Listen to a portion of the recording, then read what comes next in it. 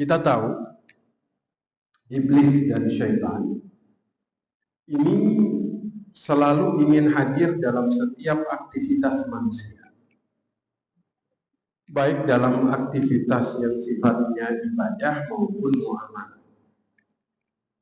Contoh, salah satu ibadah yang setiap hari kita jalankan, sholat, ya, itu selalu kemudian dihadiri oleh syaitan. Ya.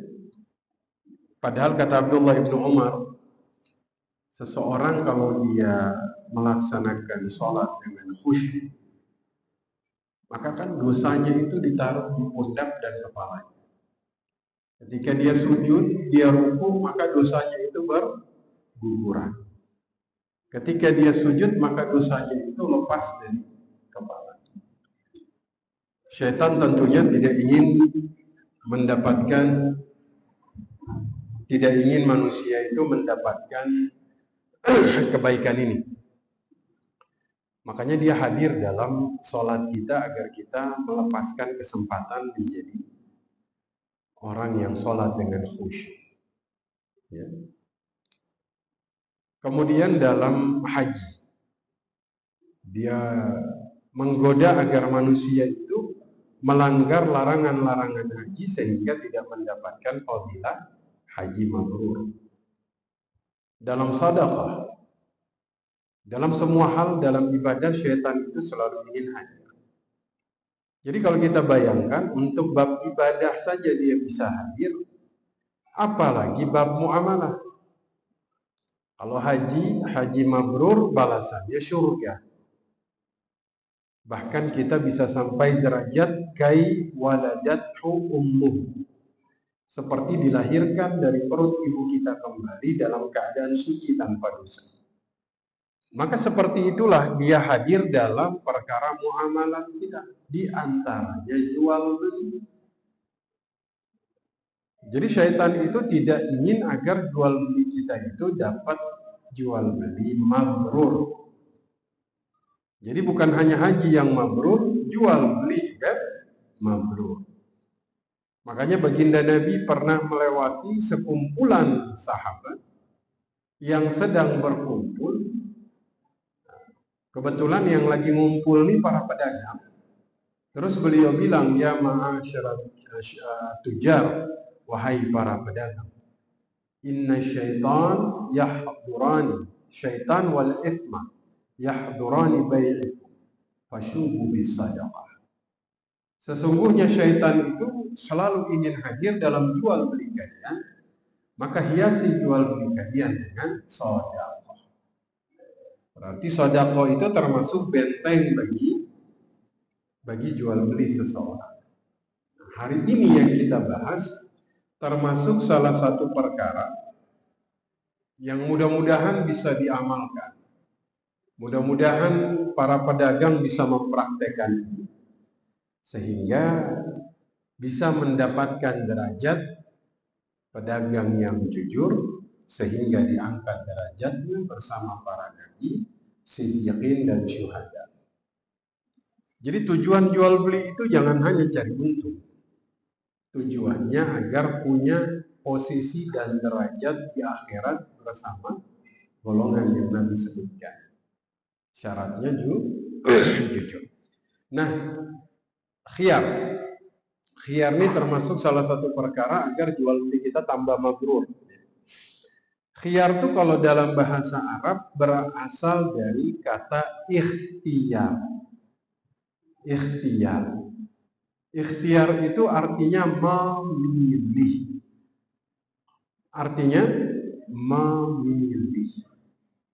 Jadi kalau dalam jual beli itu, seorang pedagang atau pembeli, dia akan memilih. Dia punya hak membatalkan jual beli atau melanjutkan jual beli. Itu namanya hak khiyar. Ya.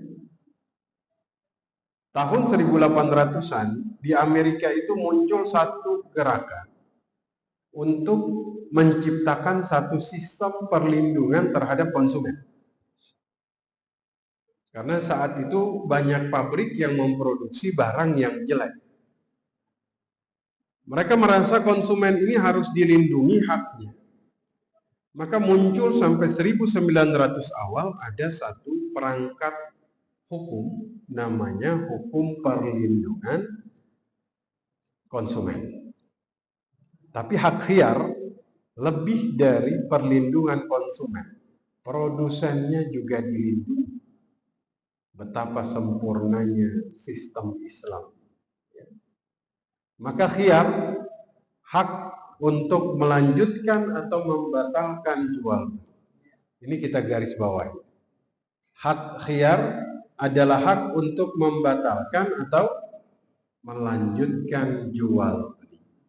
Nabi mengatakan al-bayyi'ani bil khiyari man lam yatafarraqa. Ma lam yatafarraqa. Jadi pembeli dan penjual masih punya hak khiyar selama mereka berdua belum berpisah dari majelis akad. Jadi saya nggak setuju kalau di toko itu ditulis barang yang sudah dibeli tidak boleh dikembalikan. Karena ini sama saja menghilangkan hak khiyar. Padahal Nabi sudah mengatakan pembeli dan penjual selama belum berpisah dia masih punya hak khiyar. Misal saya masuk ke toko, saya beli barang.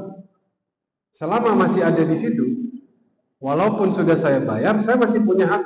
Mohon maaf, saya nggak jadi beli. Nah, itu namanya hak khiyar. Oh baik, silahkan kembalikan barangnya. Ini uangnya saya kembalikan.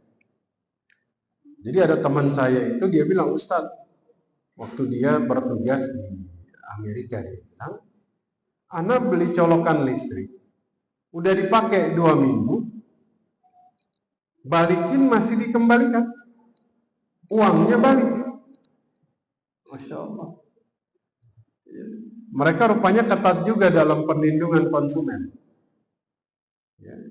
Nah, ternyata konsep ini dalam Islam itu sudah diatur, sudah konsepnya itu sudah ada. Nah, kita coba lihat satu persatu. Yang pertama, khiyar itu ada namanya khiyar majelis. Khiyar majelis. Majelis akad, tempat kita jual beli. Misal saya beli motor dari Bapak ini. Selama kita masih di tempat yang sama, saya masih boleh untuk bilang, Pak, mohon maaf, saya kayaknya nggak jadi beli. Itu namanya hak khiyar.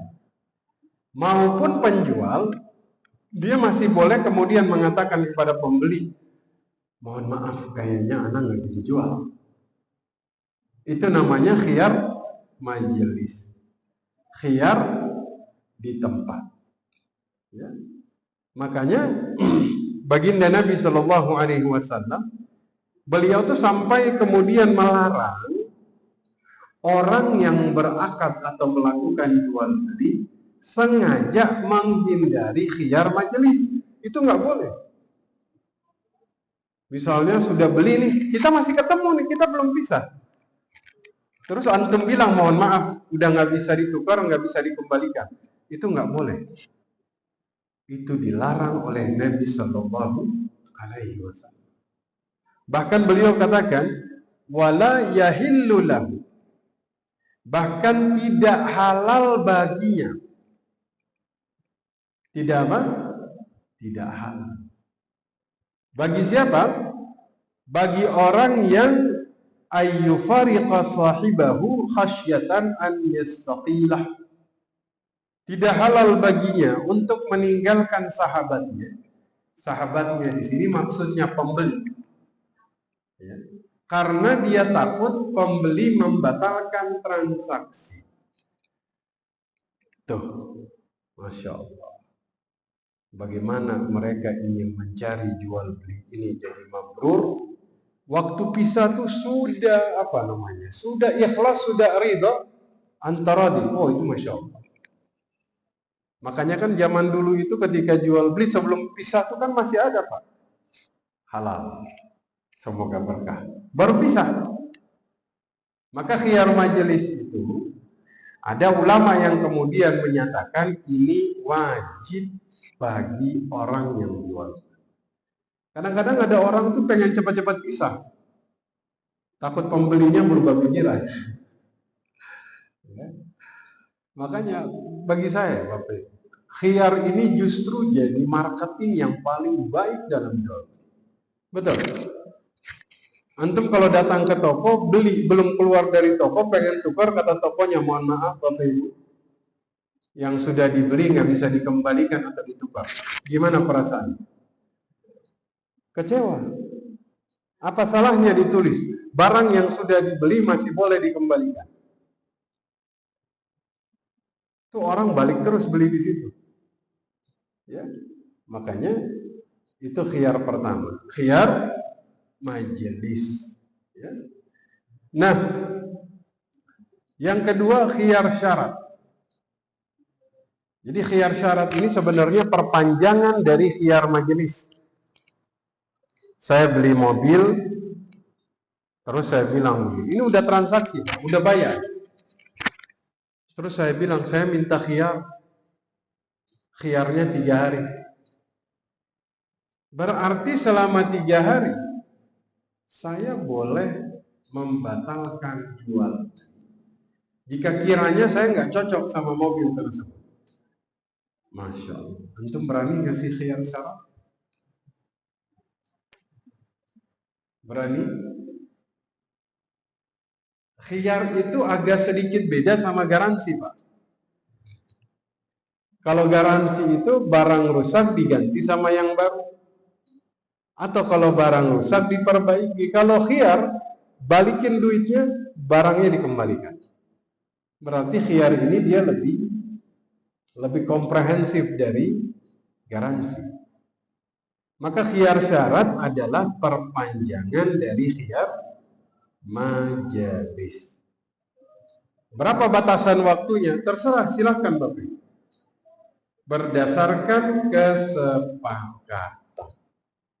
Boleh nggak misalnya saya beli handphone, saya minta khiyar syarat 1 minggu? Boleh, silahkan.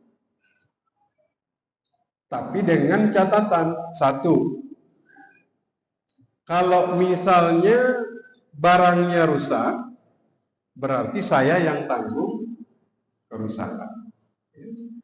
Maksudnya rusaknya ini karena saya beli handphone, minta khiyar seminggu, hari kelima handphonenya jatuh. Rusak, saya yang tanggung jawab. Ya. Kalau sudah 7 hari berarti khiyarnya berakhir. Berarti sudah tidak bisa dibatalkan. Pertanyaannya, Bapak Ibu berani ngasih khiyar?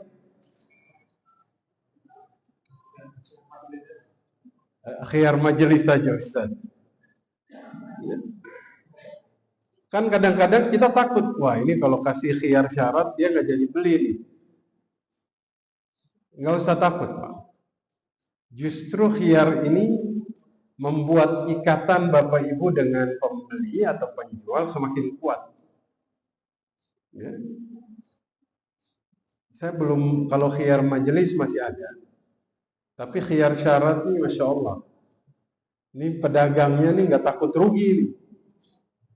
Dia nggak takut apa yang Nabi sampaikan, pembeli membatalkan jual beli. Jadi itu yang kedua, khiyar apa? Khiyar syarat. Yang ketiga ada namanya khiyar aib.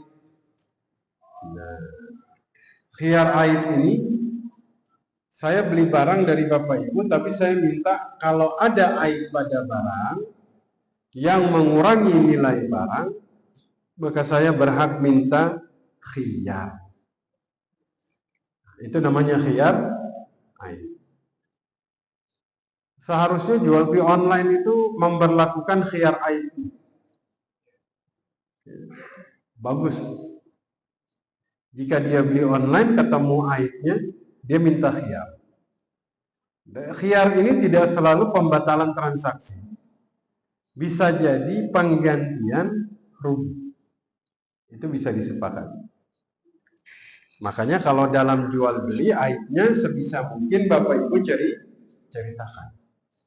Ini kalau dalam fikih muamalah ibadah, jual beli. Tapi kalau muamalah yang lain, interaksi sosial, aibnya disimpan. Jangan disebutkan, jangan diceritakan. Tapi aib jual beli wajib diceritakan. Cerita. Ini motor bagus, tapi kadang-kadang suka ngadat. Sampaikan. Sampaikan. Kalau misalnya kita nggak tahu aibnya, kita ngasih khiyar aib. Saya jual motor kondisi apa adanya, tapi kalau antum menemukan aib, nanti saya kasih khiyar. Itu khiyar aib. Kadang-kala ada orang jual sesuatu, ada dua kemungkinan. Bahasanya apa adanya, ada aib, tapi dia nggak mau katakan adanya. Ya kan? Ada orang bilang apa adanya karena dia benar-benar nggak tahu. Saya jual mobil, nggak mungkin Pak. Saya menjelaskan secara terperinci karena saya nggak menguasai mobil. Akhirnya saya cuma bisa bilang kondisi apa adanya, tapi saya ngasih khiyar aib. Kalau antum menemukan aib di dalam jual belinya, monggo silahkan dibatalkan atau saya ganti kerugiannya. Itu namanya khiyar aib. Maka Nabi Shallallahu Alaihi Wasallam mengatakan, al-muslim akhul muslim. Seorang muslim adalah saudara bagi muslim yang lain. Ya. Tidak halal misalnya terjadi jual beli, ada aib di dalamnya, illa bayyanahu, kecuali aibnya dijelaskan. Sebenarnya jual beli online itu paling pas ngasih khiyar aib. Jadi pertama khiyar apa? Majelis. Yang kedua khiyar apa? Syarat. Yang ketiga khiyar apa? Aib. Yang keempat khiyar ru'yah. Ru'yah ini berkaitan dengan penglihatan. Dan sebenarnya paling cocok di media online. Ya. Karena kita itu jual beli online, barangnya tuh nggak kita lihat di depan kita, hanya digambarkan. Siapa di sini pernah melakukan transaksi online? Ternyata barang yang dilihat dengan yang nyampai tidak sesuai. Ada banyak. Jangankan online, langsung offline sering. Betul. Kita sering menemukan yang ada di gambar dengan yang dikasih beda. Maka ada khiyar ru'yah. Ya, yang dilihat tidak sesuai dengan yang didapatkan. Nah, jadi sudah berapa? 4. 1 khiyar majelis, khiyar syarat, khiyar aib, khiyar ru'yah. Yang kelima, ada namanya khiyar ghaban. Ghaban. Ghaban itu secara bahasa itu sebenarnya artinya kurang. Kurang. Ya, tapi diartikan lebih luas, ghaban ini bisa jadi penipuan. Dan penipuan ini terjadi dalam masalah, misalnya ada namanya talaqi rukban. Talaqi rukban, petani belum nyampe pasar, udah dicegat di jalan. Talaqi rukban. Petani jual beras, di pasar harganya 20.000 1 liter. Dia belum sampai pasar sudah dicegah di tengah jalan. Daripada bapak jual di pasar harganya 15.000, nanti ongkosnya dan lain-lain, udah mending saya beli 7.500. Akhirnya ketidaktahuan ini membuat dia menjual 7.500. Belakangan baru dia tahu ternyata 1 liter 20.000. Nah, di sini dia boleh minta khiyar ghaban. Saya ditipu masalah harga, maka saya minta jual belinya dibatalkan. Berasnya dikembalikan, uangnya dia balikin. Itu namanya khiyar ghabn. Masya Allah. Ya, tapi zaman dulu itu kan ada hakam, ada qadhi yang bisa memaksa pedagang untuk mengembalikan uang dari pembeli. Kalau sekarang ya seharusnya kita juga punya, ya, ada satu lembaga yang khusus jika terjadi penipuan apa segala macam bisa, ya mudah-mudahan ada. Kalau zaman dulu tuh namanya muhtasib. Muhtasib itu yang mengawasi pasar. Dia yang keliling. Kalau ada yang curang langsung ditindak di tempat. Maka itulah khiyar ghabn. Maka Bapak Ibu sekalian, Nabi Shallallahu Alaihi Wasallam mengatakan, la yahillu malu mri'in muslimin illa bi tayyibin nafsi. Tidak halal memakan harta orang lain kecuali dengan kerelaan pemiliknya. Maka khiyar ini fungsinya agar jual belinya jadi apa? Mabrur. Kalau jual belinya jadi mabrur, maka berkah bagi keduanya. Khusus bagi pedagang, dia dapat gelar at-tajirun saduq. Amin. Pedagang jujur, amanah. Derajatnya di akhirat bisa bareng-bareng berkumpul bersama Nabi, siddiqin, syuhada. Ring satu semua itu. Itu kan luar biasa ya. Masya Allah. Dan ini berkaitan dengan akhlak. Makanya Nabi mengatakan, orang yang paling dekat duduknya bersamaku di akhirat adalah yang paling baik akhlaknya. Maka orang yang memberikan khiyar dalam jual beli menunjukkan akhlak yang mulia dalam jual beli.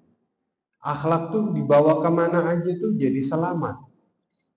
Antum bawa akhlak dalam ilmu, ilmunya tuh jadi berkah.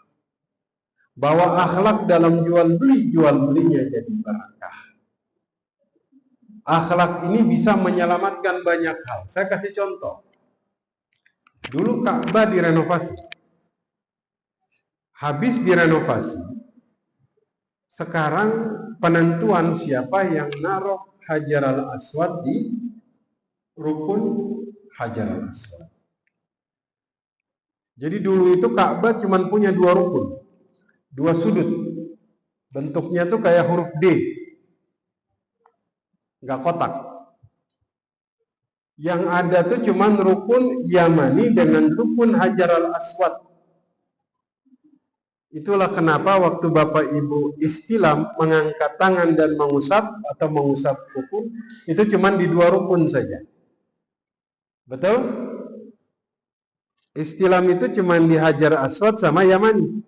Yang lain enggak. Kenapa? Karena memang asalnya Ka'bah hanya ada 2 rukun. Yamani sama Hajar Aswad. Nah, waktu renovasi, sekarang siapa yang mau naruh Hajar Aswad di tempatnya? Hampir perang udah. Tegang.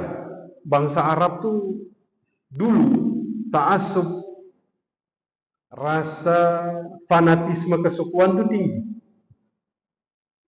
Karena sudah tegang, akhirnya mereka sepakat. Begini saja. Siapa orang pertama yang masuk dari pintu Masjidil Haram ini, maka dia yang akan menyelesaikan. Akhirnya mereka tunggu, tegang, siapa yang masuk? Ternyata yang masuk Nabi Muhammad. Saat itu beliau belum diangkat jadi Rasul. Umurnya baru 35 tahun. Waktu beliau muncul, apa kata mereka? Laqad ja'akumul amin. Telah masuk seorang yang amin. Orang yang jujur terpercaya. Langsung yang dilihat apa? Akhlaknya. Mereka ridho jika Nabi yang kemudian menyelesaikan. Coba yang masuk pemabok, penjudi, orang yang akhlaknya buruk, pasti makin ribut. Dia lagi yang masuk gitu. Tapi bagaimana Nabi itu masuk karena akhlaknya akhirnya masalah teratasi. Makanya Bapak Ibu, akhlak itu di atas ilmu. Adab itu di atas ilmu. Ya. Maka kita ini, siapapun kita, mau antum pedagang, mau antum pengajar, mau antum siapapun, kalau akhlaknya baik, insya Allah yang lainnya selamat. Ya. Ada orang alim, dia memahami begitu banyak disiplin, pintar, tapi akhlaknya tidak baik, maka keilmuannya yang begitu banyak tidak bisa menyelamatkan buruknya akhlaknya. Betul? Tapi jika satu saat kita menemukan ada orang, mungkin secara keilmuan dia nggak terlalu, ilmunya nggak banyak, tapi akhlaknya luar biasa. Maka akhlaknya itu yang kemudian membuat kita takzim kepada diri. Maka khiyar ini termasuk diantara bab akhlak. Jadi kita ulang lagi. 1 khiyar majelis. 2 khiyar syahadat. 3 khiyar apa? Aib. 4 khiyar ruqyah. 5 khiyar ghabat. Yang keenam, dia bukan khiyar. Misalnya saya beli motor dari handphone dari Bapak Ibu. Udah dibeli nih, udah dikasih khiyar, khiyarnya 3 hari atas baik, 3 hari lancar aman, berarti sudah nggak bisa saya batalkan. Kenapa? Khiyarnya sudah berakhir. Tapi tiba-tiba saya tetap datang, Pak, saya kembaliin aja gimana? Bukan karena ada aib di situ, bukan karena ada apa-apa, tapi emang saya pengen balikin aja. Mungkin saya lagi butuh duit atau apa begitu. Pedagang boleh saja dia, nggak bisa Ustaz, kan khiyarnya juga sudah habis. Oh, taib. Tapi kalau misalnya antum tetap terima, saya mengutip perkataan Nabi dari Abu Hurairah. Man aqala musliman aqalahu Allahu athrajahu. Barang siapa menerima iqalah, ini namanya iqalah. Iqalah itu pembatalan transaksi. Barang siapa menerima pembatalan dari seorang muslim, Allah gugurkan dosa-dosa. Masya Allah. Dahsyat sekali. Makanya nggak heran Bapak Ibu, kenapa Islam itu dulu berhasil disebarkan seluas-luasnya oleh para pedagang. Karena mereka dagang pakai akhlak. Sebagaimana orang kalau dakwahnya pakai akhlak, itu sukses, berhasil.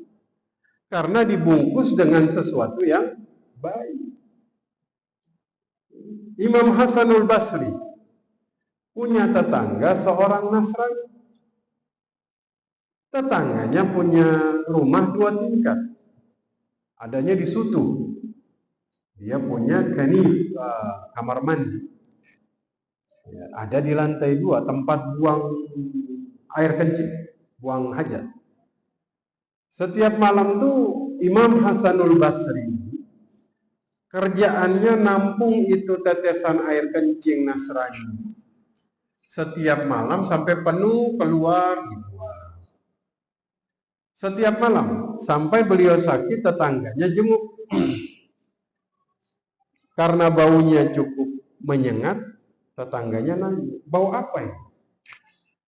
Dengan santainya beliau bilang, ini dari bau itu bekas kencingmu yang menetes di rumah. Ini Nasrani sampai bilang, mundukam, dari kapan ini terjadi? Kata beliau, mundu isyrina sana, semenjak 20 tahun yang lalu. Allahu Akbar. Saya membayangkan tiap malam nampung air kencing, diam-diam dibuang selama 20 tahun. Allahu Akbar. 2 malam saya sudah ke sebelah. Pak, mohon maaf Pak, bocor. Kata Pak, Abdi udah. Lihat bagaimana akhlak itu luar biasa ya. Pelan, tapi merasuk ke dalam jiwa Nasrani itu, dia langsung masuk Islam hari itu.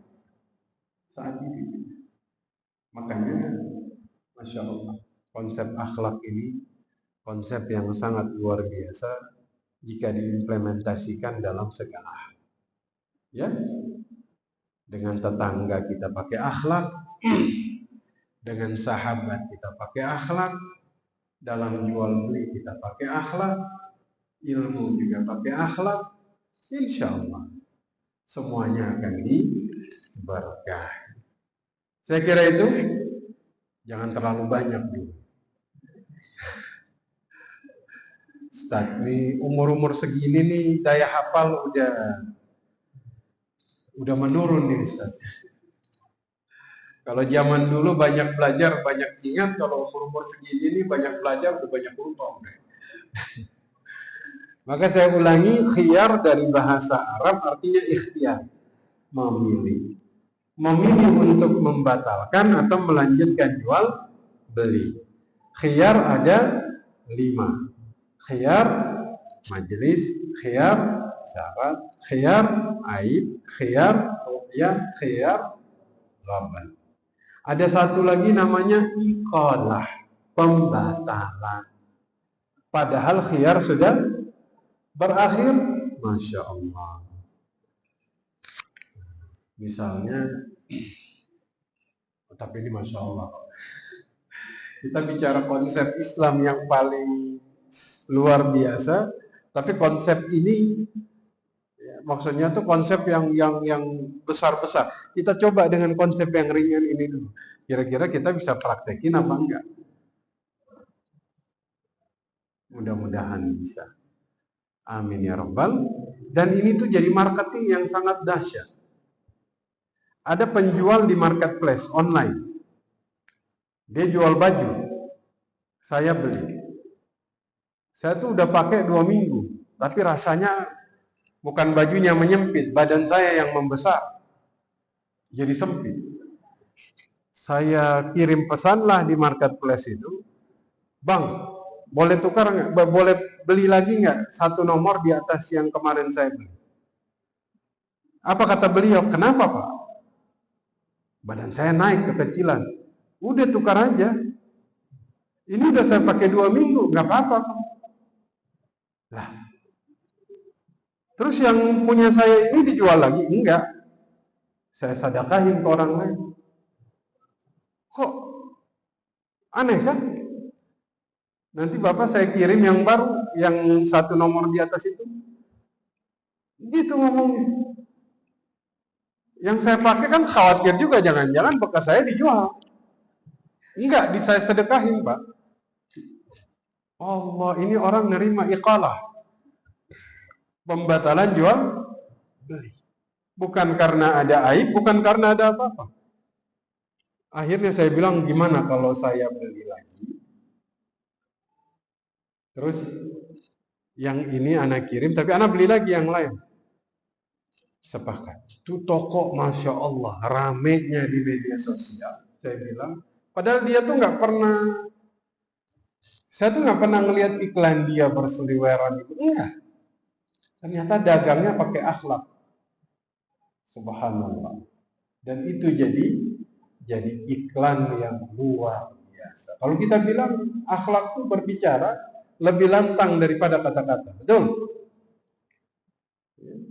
Akhlak berbicara lebih keras kedengarannya daripada kata-kata.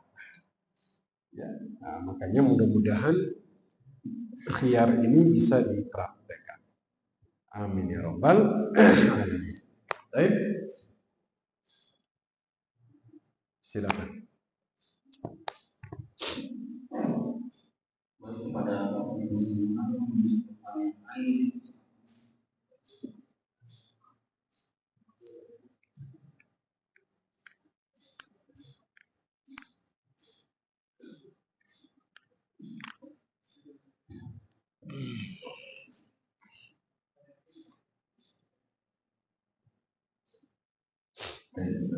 Assalamualaikum warahmatullahi wabarakatuh. Waalaikumsalam.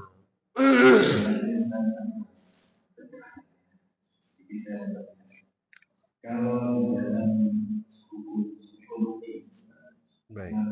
penawaran bukan semakin banyak penawaran, semakin Baik. turun harga. Baik. Atau sebaliknya semakin sedikit penawaran. Harga itu otomatis akan naik. Baik. Nah, saya tahu ini secara hukum syariah. Baik. Ya, dalam kenyataan. Baik. Nah, ini ada kasus. Jadi teman saya itu dia itu supply besi.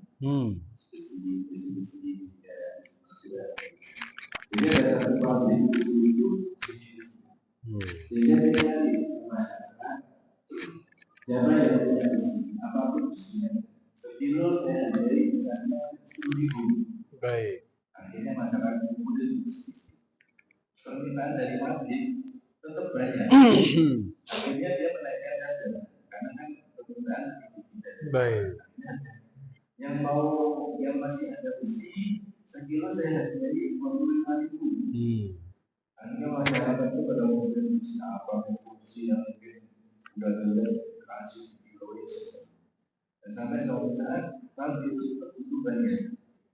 Akhirnya si bersukai kalau masih ada besi saya beli 50.000 dikumpulin semua. Suatu saat kelihatannya di pasar ini persediaan besi habis sehingga dia pas sekarang itu masih di stoknya masih ada karena proses ulang penggunaan berkala sehingga suatu saat tidak misalnya siapa yang masih ada besi saya beli 100.000 per kilo. Tapi akhirnya masyarakat kan sudah tidak bisa. Tapi dia tahu ada di rumah itu. Akhirnya besi-besi itu diberikan sama dia 70.000 yang stok di rumah. Jadi pas saat yang digantikan ternyata pabrik itu over capacity. Tidak bisa pakai lagi secara itu akhirnya kan masyarakat si pedagang itu kan jadi seolah hukum. Dia berbeli 10.000, 25.000, warga akhirnya beli lagi dengan harga 70.000. Karena akhirnya tidak bisa saja karena pabriknya over capacity. Baik. Secara syariat, baik. Warga itu banyak yang sebagainya. Karena itu kan tidak ada paksaan. Baik. Waalaikumsalam. Wah, ini jawabannya panjang. Baik. Dulu di Madinah itu pernah terjadi kelonjakan harga.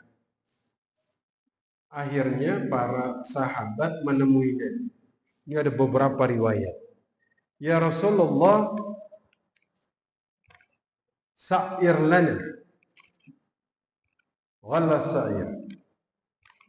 Ghalla sa'ru sa'ir lana. Harga pada naik nih. Tentukan harga ya Rasul. Kata beliau, Inna allaha huwa musa'ir. Allah itu maha menentukan harga. Biarkan harga itu berjalan dengan sendirinya. Kira-kira begitu. Harga itu terbentuk karena penawaran dan permintaan. Kekuatan pasar. Kalau dalam ilmu ekonomi itu harga, saman, dia terbentuk karena ada perpotongan titik supply, penawaran, dan demand, permintaan. titik perpotongan itu kalau dalam ilmu ekonomi dibilang equilibrium. Semakin tinggi permintaan, maka harga semakin naik. Semakin rendah permintaan berarti harga semakin turun. Itu hukum permintaan penawaran. Dan Islam mengakui itu. Kalau kata Ibnu Taimiyah, keinginan akan sesuatu, raghbah 'ala syai', itu mempengaruhi thaman, harga. Kalau permintaan lagi tinggi, harga juga tinggi. Nah, ini teori ditulis oleh Adam Smith, disebut teori invincible hands. Ya, harga terbentuk karena kekuatan pasar. Adanya keinginan pasar bertemu dengan penawaran, selesai, harga terbentuk. Dan itu dibenarkan dalam Islam. Selama pembentukan harga bukan terjadi karena kezaliman. Harga naik, ini kenapa sih harga minyak pada naik? Bukan permintaan dan penawaran yang lagi tinggi, tapi ada yang nimbun.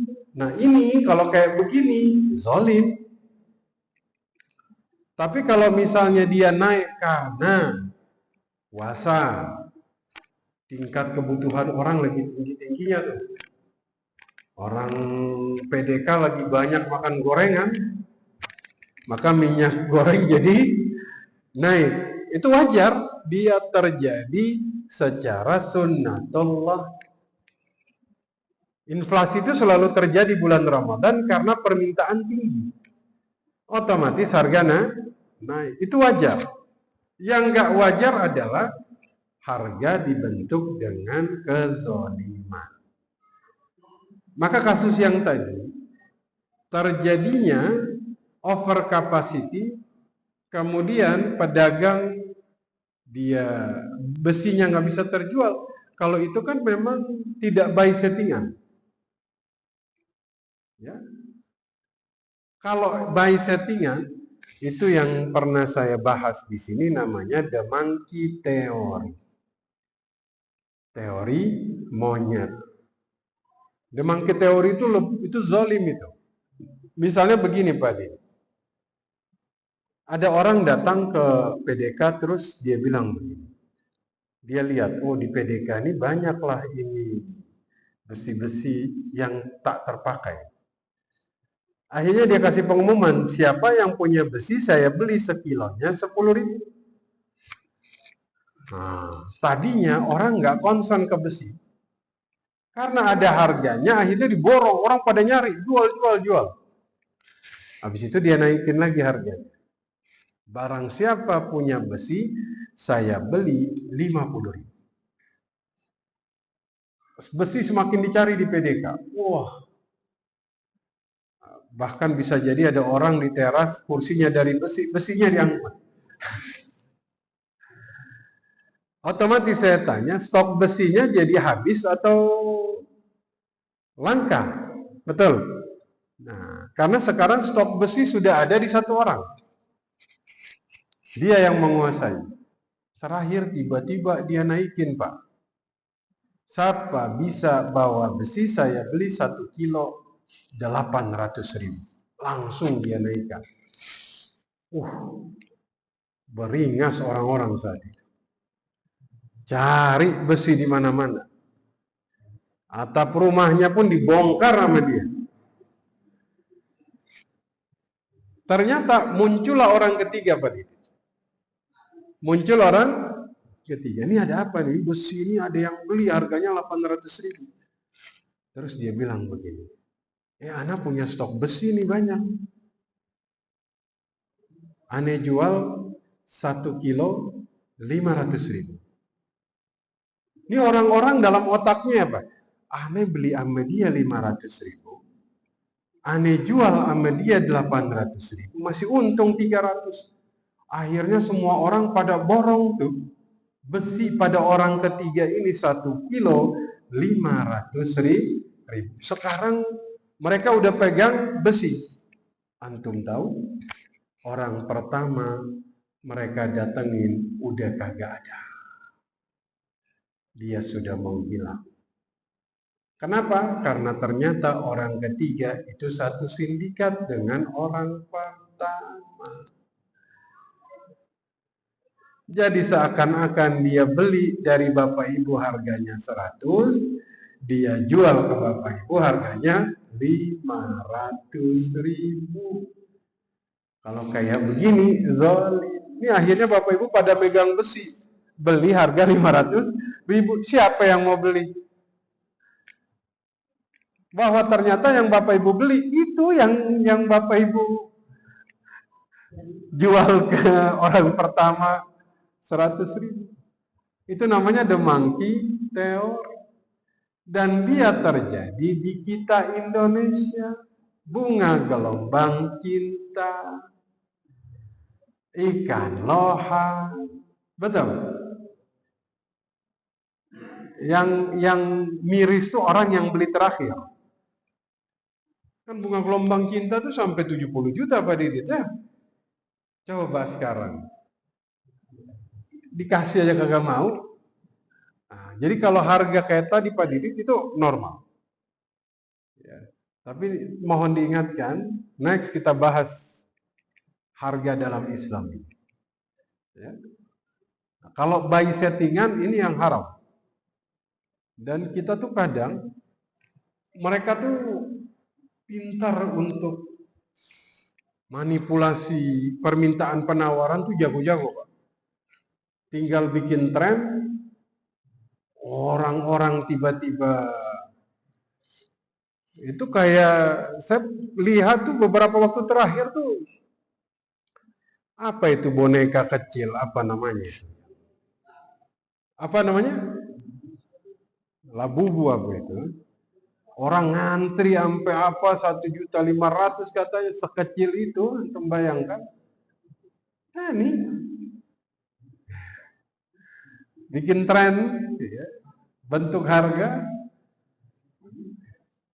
Jadi begitu Pak Di. Lengkapnya bulan depan mohon diingatkan judul beliau paham. Taman harga dalam Islam. Seperti itu. Wallahu a'lam. Ada lagi?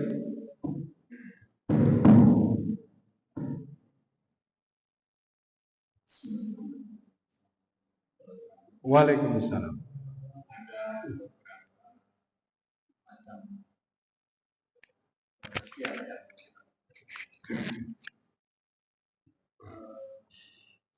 Pertama, kalau kita beli kendaraan, biasanya ada booking.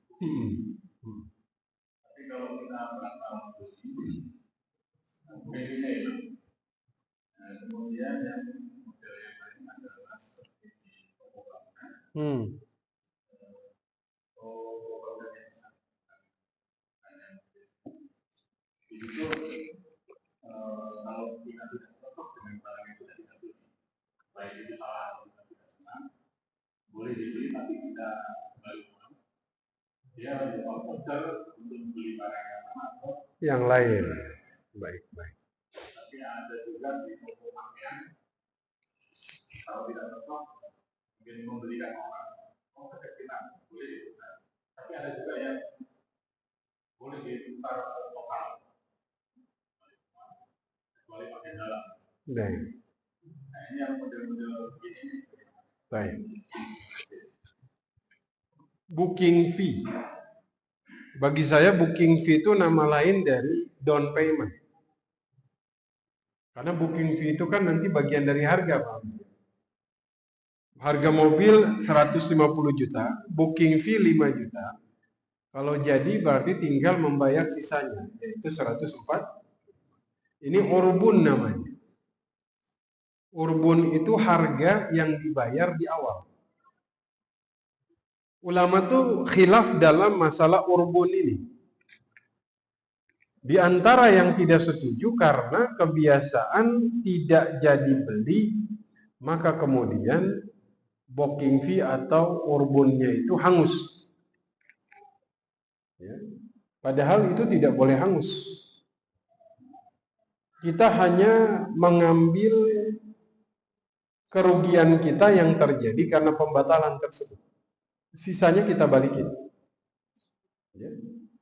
Nah, ini nanti jawabannya satu nih sama Saman di bulan depan, bab harga.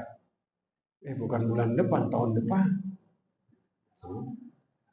Kita iya udah 2025, Masya Allah. Sehat-sehat panjang umur semua ya. Amin. Begitu Pak Hamid ya. Jadi nanti insya Allah kita bahas satu dalam bab harga. Yang kedua, nanti dia balik, dia boleh ambil barang lain, monggo silahkan kesepakatan.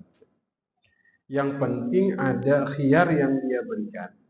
Bentuknya mau uang balik boleh, atau misalnya tukar dengan barang yang lain boleh. Minimal kerelaan itu didapatkan dari jual beli tersebut. Ya, kita kalau ketemu orang udah kasih DP terus batal, terus DP-nya balikin semua, Pak ini DP-nya saya kasih. Lo nggak hangus? Enggak, Pak kan nggak jadi beli. Allah, gimana perasaan Bapak Ibu sama pedagang kayak begitu? Bakalan balik lagi nggak beli sama dia? Udah beli nggak cocok, balik. Udah nggak apa-apa, sini uangnya, ini barangnya. Kita tuh kadang nggak sadar Pak, menjalankan apa yang diperintahkan Nabi itu maslahah bagi kita lebih tinggi, lebih banyak. Begitu. Makanya saya bilang khiyar ini terdengarnya sederhana, tapi praktekinnya nih apa? Saya nggak bilang nggak mudah, tapi ya butuh kelapangan hati. Mudah-mudahan dimudahkan. Allah. Silakan, ada yang dibacakan? Assalamualaikum warahmatullahi wabarakatuh. Waalaikumsalam. Ustaz ingin bertanya, bagaimana hukumnya mencicil logam mulia di pegadaian? Baik. Dan kalau sudah terlanjur, bagaimana solusinya? Baik. Masya Allah. Logam mulia ya. Logam mulia ini barang ribawi. Barang ribawi. Barang ribawi itu ada beras, ada korma, garam, ya, pokoknya hal-hal yang sifatnya kebutuhan pokok, makanan. Singkat saja, emas itu barang ribawi. Maka dalam transaksinya itu satu dia tunai, ya, tidak boleh ditangguhkan, ya, kuantitasnya harus sama. Namun ada juga ulama yang berpandangan dalam hadis yang Nabi sampaikan, az-zahabu bil-zahabi wal fiddatu bil-fiddati. Emas-emas, perak-perak itu untuk mata uang. Maka jika ada orang melakukan murabahah emas, dia beli emas, yang penting emasnya itu bukan mata uang, tapi dia sebagai komoditas, maka cicil dibolehkan. Karena dia bukan mata uang, bukan dinar, tapi dia emas. Nah, itu pandangan Ibnu Taimiyah dan Ibnul Qayyim, bahwa emas yang sifatnya komoditas, ya maka dia sama statusnya seperti barang yang lain. Kecuali emas yang dibeli itu dalam bentuk dinar, mata uang, nah, itu nggak boleh. Tapi ada ulama juga yang kemudian mengatakan emas itu sampai kapanpun dia akan disifatkan sebagai mata uang. Apapun bentuknya, mau kalung kah, mau apakah begitu. Jika ibu melakukan cicil emas misalnya, ya kita tahu bahwa memang ada fatwa DSN MUI yang membolehkan murabahah emas. Dengan catatan yang berlaku harganya mengikat, tidak boleh berubah berdasarkan naik turunnya emas. Misalnya cicil dari hari ini harganya 1,5 juta, ketika di tengah jalan harganya naik, cicilan naik, ini nggak boleh. Harganya harus fix seperti itu. Nah, ini jadi judul Februari 2026. Tolong diingatkan, judulnya hukum jual beli emas secara cicil. Artinya kita langsung praktek-praktek aja nih. ya. Gitu. Baik, saya tuh setiap sampai Nurul Iman tuh pasti menyesal. Makannya yang menyesal. Di ini pasti anak nggak makan, tapi di sini makan. Nanti kurangin singkong, dibatasi, nanti siang baru makan lagi. Singkong ini nggak bisa berhenti Bapak. Terus. Yang lihat ambil yang kecil aja udah. Kecil lama-lama hampir habis jadinya. Itu makan ayam. Habis itu disiapin lagi sate ayam sama telur. Dia bilang kayak gini bungkusin aja. Karena saya tuh kalau makan pasti kekenyangan. Pasti kenyang. Makanya tadi tuh datang pagi tuh pengen menikmati pemandangan dari lantai 2. Tapi turun ya sarapan lagi. Singkong ini nggak bisa ditolak udah. Kayaknya ada di mana di Lipo apa? Tadinya sarapan saya nggak ini. Tiba-tiba muncul singkong. Ada bocoran nanti suka singkong. Wih, ini dari Nurul Iman kayaknya nih. Jadi saya kira cukup. Insya Allah kita lanjut lagi. Mudah-mudahan Allah berkahi jual beli kita. Allah lapangkan kesempitan kita. Allah sehatkan sakit kita. Allah berkahi, Allah jaga keimanan dan istiqamah serta ketaatan kita. Amin ya rabbal alamin. Saya serahkan ke moderator untuk ditutup tafadhol.